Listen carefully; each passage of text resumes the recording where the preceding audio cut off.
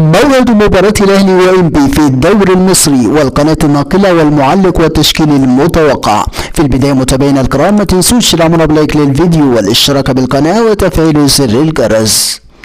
يحتضن ملعب المقاولون العرب مباراة إنبي والأهلي في قمة مواجهات الجولة الثانية عشر من منافسات موسم 2022-2023 في الدوري المصري.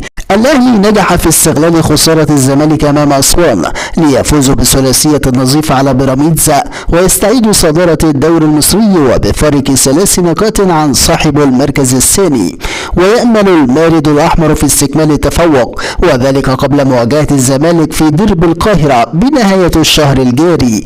أما إنبي فنجح في الفوز على الاتحاد في الجولة الماضية وهو أول انتصار منذ 30 نوفمبر حينما فاز على البنك الأهلي.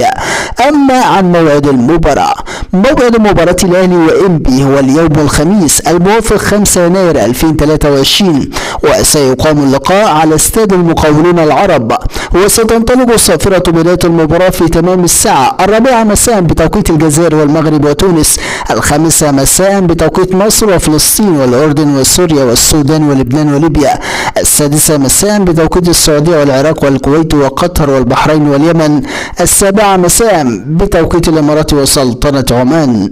أما عن القناة الناقلة للمباراة، تذاع مباراة الأهلي وإنبي على قناة أون تايم سبورت 1 ناقل صاحب الدوري المصري وبطولة كأس مصر.